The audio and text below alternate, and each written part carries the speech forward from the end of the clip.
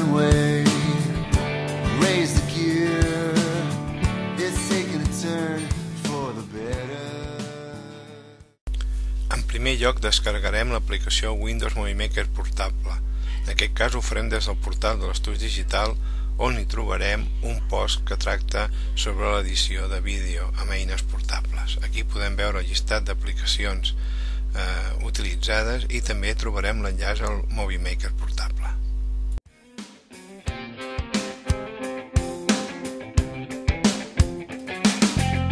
We're at the seat of the empire, where the sun never sets. El segon pas serà obtenir el fitxer que ens ha de produir l'efecte de chroma key de transició. Accedim a l'adreça que aquí veiem d'un fòrum sobre Movie Maker i localitzarem un post específic sobre la transició croma.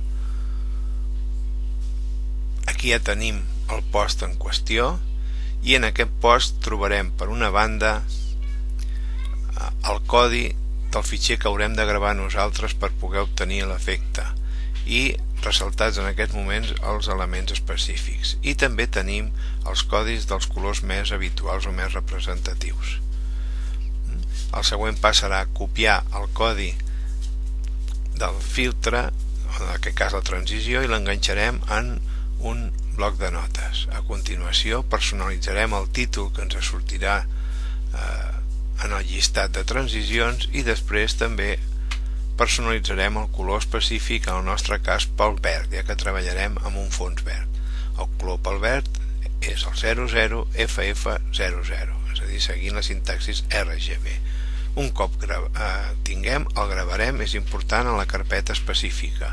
Si dintre del Movie Maker, com ara estem localitzant, trobarem una carpeta Shared i dintre del Shared trobarem la carpeta dels add-ons que en aquest moment hi estem. És important que un cop li posem el nom, que és lliure, però sí que hem de ser respectuosos amb l'extensió que ha de ser .xml.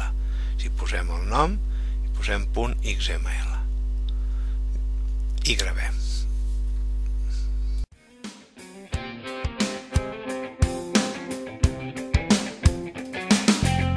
We're at the seat of the empire, where the sun never sets. El següent pas serà ja obrir l'aplicació Movie Maker. Aquí ho fem des de l'Estudi Digital, on tenim organitzades les diferents aplicacions, i ja podem veure l'aplicació. En primer lloc, el que farem és importar les col·leccions. Per fer l'exemple ho farem molt senzillet, perquè ho pugueu també aplicar vosaltres. Treballarem amb dues imatges. Ara localitzarem les imatges. Per una banda hi haurà una imatge que actuarà com a fons croma, que serà un dibuix amb una pissarra pintada de color verd que actuarà de fons, i l'altra imatge és un mapa meteorològic. Aquí ja els tenim a les col·leccions.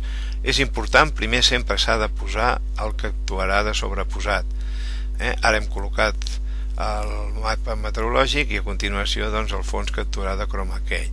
Cliquem sobre la visió perquè ens aparegui, com podem veure aquí, la visió de storyboard, i ara localitzarem les transicions. En el llistat de transicions anirem buscant el títol que hem posat, de croma verde. Ara anem passant i un cop el tinguem l'arrossegarem fins a l'espai que hi ha entre els dos, diríem, fotogrames. Ara ja l'arrosseguem. Per continuar és millor modificar una altra vegada la visió i passar a guió gràfic, el storyboard, perdó, i el que farem és arrossegar la transició fins a l'inici.